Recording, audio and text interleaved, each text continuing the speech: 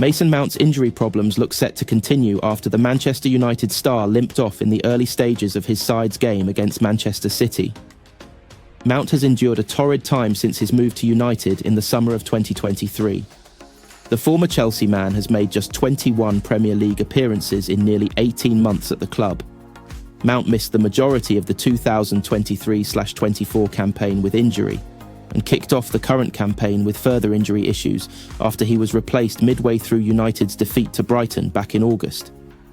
He could now be set for another spell on the sidelines after limping off against City.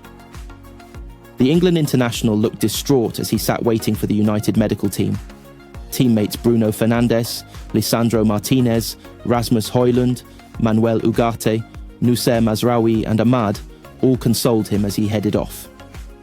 Mount headed straight down the tunnel after he left the field. Speaking of Mount's injury, Gary Neville, on duty for Sky Sports, said, "It's not good. No good losing your player 12 minutes into a match, but for Mason Mount, he's got that resigned look on his face of someone who has been in the gym, rehabilitating long enough. At the age of 32 to 35, I kept getting recurring injuries, and it is demoralising. You feel like you are letting everybody down, and he's young."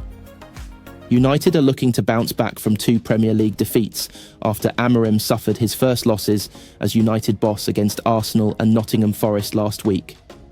The Reds did bounce back in midweek with a 2-1 win over Victoria Plzen in the Europa League, thanks to 2 goals from substitute Højlund.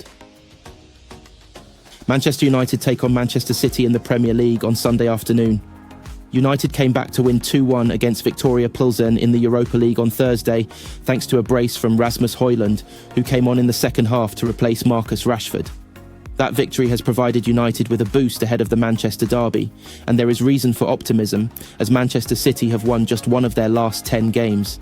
City became the first team to win 4 Premier League titles on the bounce last term, but are enduring an awful season and were comfortably defeated by Juventus in midweek.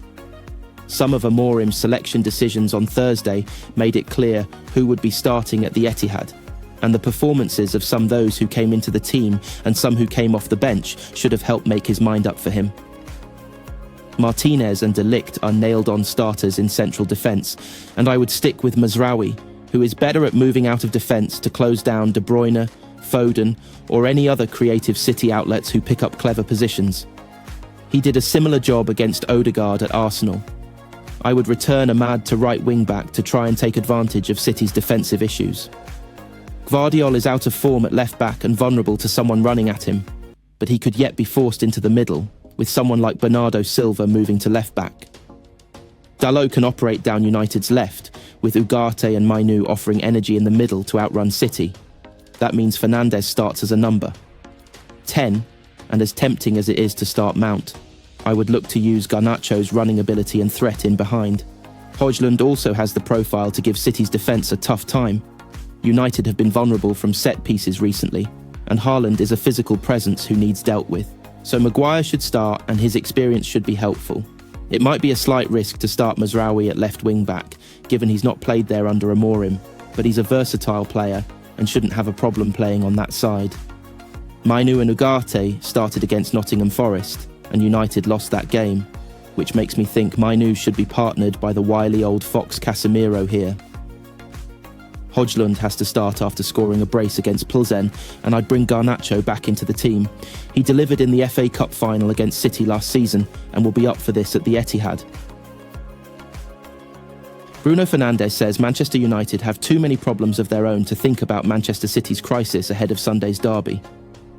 Both sides head into the derby showdown at the Etihad Stadium in poor form, with City having lost 8 of their last 10 games in all competitions.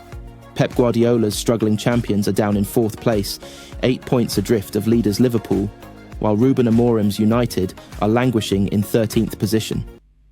Against that backdrop, United skipper Fernandes said Amorim's players must focus on improving themselves rather than taking encouragement from City's demise. It doesn't change anything for us, how they are at this moment, because we have to think about ourselves, said Fernandes. We all know that this is a huge game and they have huge players, although they're probably not winning as much as everyone would expect them to do. But we have to focus on ourselves. because we've also not been at the level we want to be, so we can't think about the momentum of the others. We just have to think about ourselves and do the job we have to do to get in a better position. We need points in the league, so it doesn't matter who we play against. We know it's a city, a huge derby. We know what it means for the fans, and it means a lot for us too, so we just have to go to the game and win, without thinking who we have ahead. We have to think game by game. Our focus has to be always on the next game, and our full focus from now on is going to be on City. Then we have time to think about the rest, because another 3 points is what we need in the Premier League, and that's all under Amorim. United have won 3, lost 2, and drawn 1 game, with Fernandes admitting they must put together a run of victories to climb the table starting at City. "We have to try to win games," said Fernandes. "That's what we want to improve. Obviously, we play City, and we want to win, but it doesn't matter if it was another game. We would try to win in the same way. We know they have great players. It doesn't matter the momentum they are in. We have to think about ourselves, what we can do to hurt them to win the game, and that's all. You always make progress, and then you can see that in the results. Obviously, we want to get results, and I think for the outside world, the results are the ones that show if you improve or not. But we have to think about what we want to do as a team, what we want to have as a system, the impact that we want to have in games, the way we want to play, and that has to be the main thing in our minds. But obviously, we play for a club that has to win every game. With 5 goals and 10 assists this season, Fernandes remains United's most effective player and said he is comfortable with being the team's chief creator. Everyone has to create goals, not only me, but I know that is one of the main qualities I have. I have to accept that and understand that everyone expects that from me. When I say everyone, that's everyone in the dressing room, not everyone from the outside world, and I'm there to help my teammates to score goals." Manchester United are set to welcome Jonny Evans back into their squad for the Manchester derby. Evans has not played for United since starting in Ruben Amorim's first game in charge against Ipswich Town last month, but the defender returned to training earlier this week. Although Evans trained with the main group ahead of facing Victoria Pleasant, he wasn't included in the squad and could finally be welcomed back against Manchester City on Sunday. "Yeah, he's training already," clarified Amorim when he was asked about Evans' participation. Evans' first experience of the Manchester derby came in May 2009, and he has been a huge success in his second stint at the club, despite signing for United in the winter of his career. When asked if there were no fresh knocks sustained against Plzen, Amorim added, "I don't think so. It was 5 minutes ago, so I have to see it." But no, just some players were tired in the end. You could see it.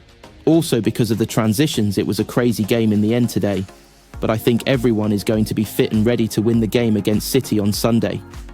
United have close to a fully fit squad for the Manchester derby, with the exception of Luke Shaw, who remains sidelined with a hamstring injury that he picked up shortly after his return. Sources said Shaw was particularly gutted at his latest injury and that he was unfortunate in sustaining it in training, and it's understood he could be available for selection around Christmas.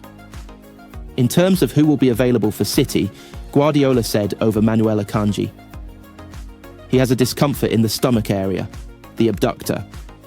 It doesn't feel good, but he made an incredible effort. Him and Nathan Ake weren't even at half their best, and they helped to play there.